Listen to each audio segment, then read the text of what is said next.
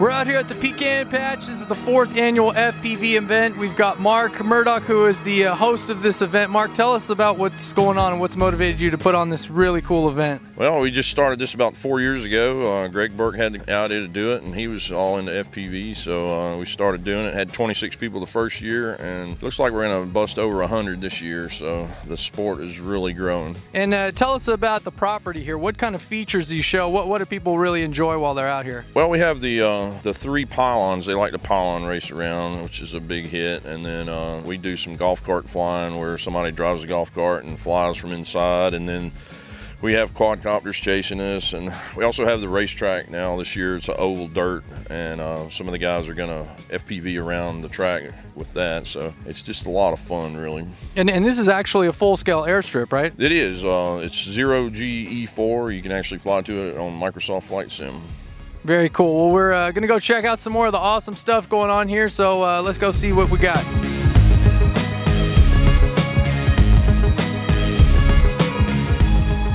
From beginner to advanced, there's a ton to see out here at the meet. Everything from fixed wing to multi-rotor, ground stations galore. This is just the FPV paradise. It's really what a lot of people come out here to do. Flying is a lot of fun, but getting to see all the different builds and everything people have brought, that's a lot of fun and really what these meets are about.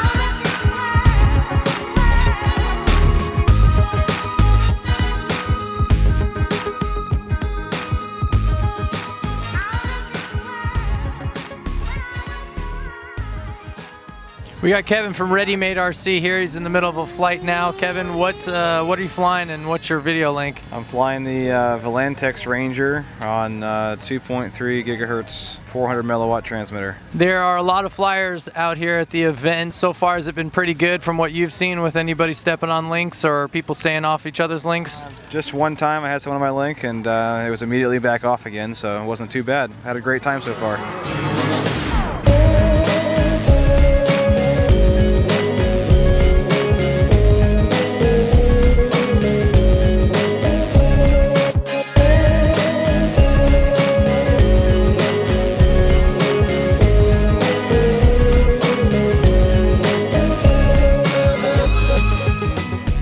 It's high noon here at the patch and the wing gaggle is going on. A lot of guys are up line of sight and they are ripping it up with all these wings. All right, I'm here with the famous Mr. Chris Hatcher, and we're checking out some of the multis that he's got here at the Pecan Patch. So tell us a little bit about what you got.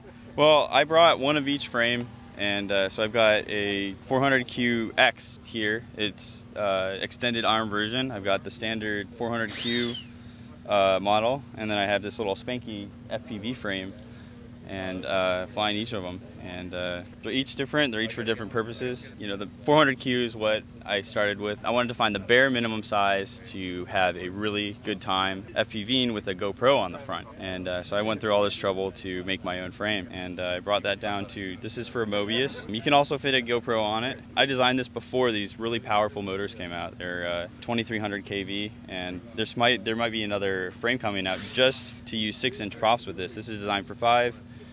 These are 8-inch props on the 400Q, and then I've got 10-inch on the beast machine over here, 400QX.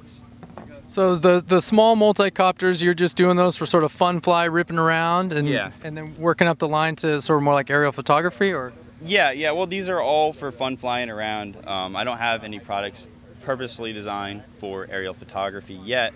But what I'm starting to do is add a gimbal option to the frames. I've got one here. And I spent a lot of time putting this together so it fits on each frame and it works with the most amount of motors and cameras. So there's the GoPro Hero 3 that's super popular, And there's also the SJ4000, which is almost a clone of it. But the problem is they weigh different, and so to balance them on a gimbal out of the box, it's very difficult, but Sure. I was able to do that. Yeah. That's awesome. That's going to be cool to see some of those come out. Yeah. And I think probably you may be most famously known for your wild and crazy posts on the forums, but just as much for some of your really amazing flying. I mean, I think some of the craziest fast and hardcore multi-copter flying I saw were some of your videos where you just literally peg the throttle and that thing is ripping all across the field. Is that the kind of stuff you're really into? That's what I'm really into. That's what I enjoy. Yeah. It's very cool. Well, thanks for showing us some of the stuff. Appreciate it, and we'll see you out here flying some more. All right, thanks a lot. This Air Titan is a big hit here at the event, and Nick has done a great job to set up a really fun plane. It's got a dual link system, so a passenger can ride along and control a pan tilt system while Nick operates the craft, flying also in FPV. This gives for a really fun and immersive experience for you and a passenger, and people are really enjoying getting some ride-alongs with this Air Titan.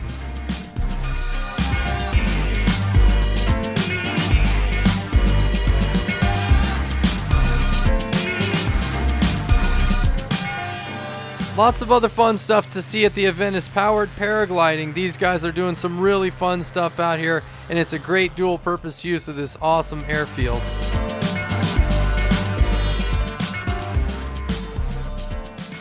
All right, I'm here with Mike Tiffy, and he's got an S1000. We saw checking it out, flying around, and it was really one of the bigger ships that we've seen out here. Tell us a little bit about what you guys got going. So this is DJI's new octocopter. It can handle a 5D. The new hot camera now is the Panasonic GH4, which gives you 4K video. They're still working out how to get HDMI down through the gimbal, but it should be a pretty sweet setup here pretty soon. And you guys are doing aerial photography with something like this? Yeah, aerial photography, video mostly. It's set up for a video rig. For photography, you may want to go with like a 5D. Yeah, it's a very cool setup. You guys are flying around, and then the gimbal is a 3-axis? Yeah, it's a 3-axis gimbal. That's the Zenmuse. It's actually the GH3's gimbal, but the GH4 is the same size, and so it fits on there, real nice. Awesome, man. Well, thanks for showing us this. It's fun to see a big ship like this. Yeah, my pleasure.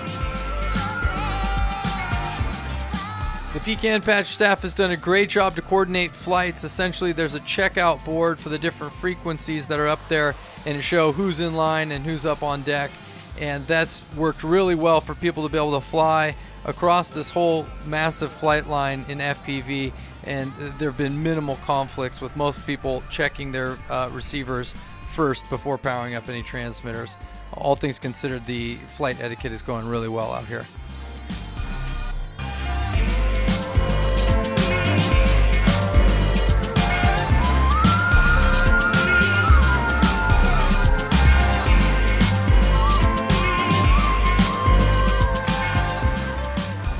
We're out here for some night flying going on. A lot of the line-of-sighters have come out with their different craft, and they're flying with all the cool night flying lights that are going on. There's a couple people up flying FPV along with them, but at this point it's Flight of the Night Flyers, so let's check it out.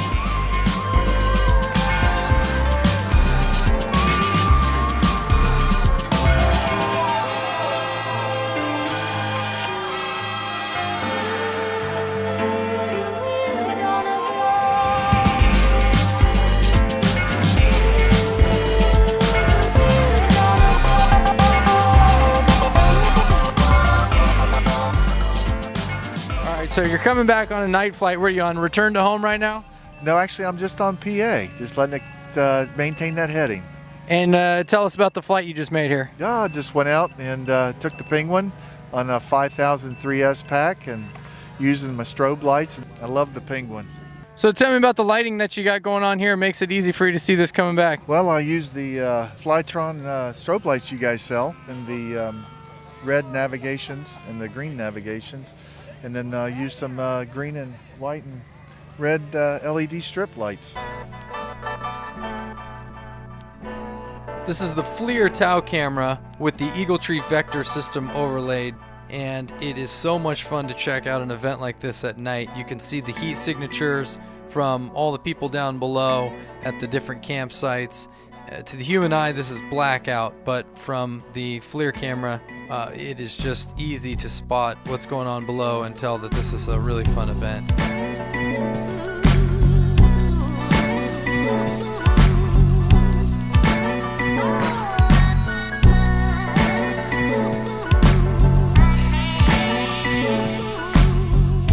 You can cruise around any part of the event and there's something else neat going on. There were some trees that were out in the forest that Mark and them had set up, and a few people actually got to run that course. Most of the flying action is going on at the main airfield, and the flight line is so long that it wraps around to the other side, where there are endless amounts of cool stuff like these scale aircraft. And another thing that's really neat out here is the quality of pilots. Of course, it ranges from beginner to expert, but some of the expert flying that we're seeing out here is just amazing. Really close proximity flying, formation flying in a mix of crafts with multicopters and fixed wing.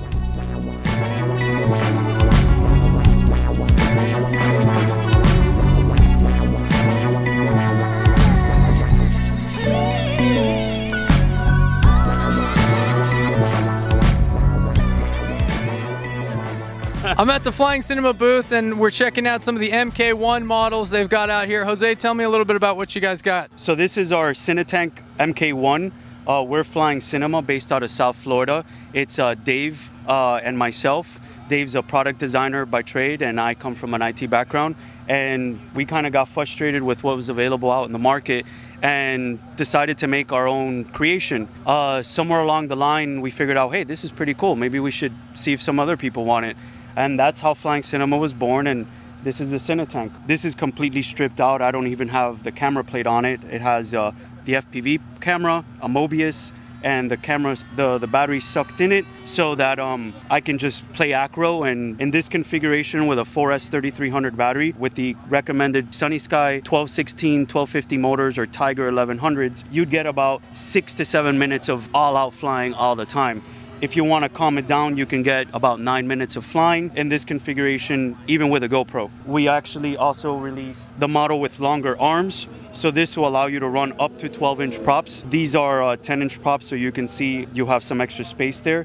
We have motor adapters. If you want to run pancake-style motors with the larger 19x25 bolt pattern, we've released adapters that allow you to use that with our proprietary motor mount. And we've also released the landing gear so that you can get the Cinetank out of the grass or the gimbal further away from the ground. Yeah, it's a very neat frame. If you guys haven't checked it out, go and check it out at Flying Cinema. They're also available at ReadyMadeRC. And the Cinetank and all the other products these guys are making are really high-end and really nice stuff. So thanks for chatting, man. Thanks, Dave.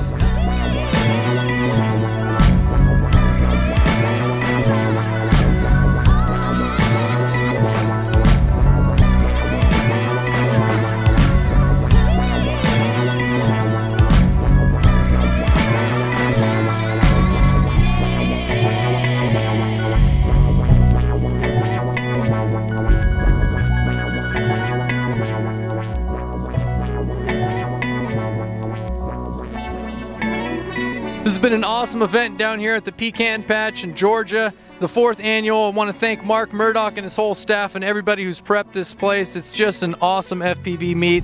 We've seen a ton, lots of FPV flying. So if you can ever get out to this event, this is the one you want to check out. For Ground Station TV and ReadyMadeRC, this is Dave. Thanks for watching. We'll see you next time.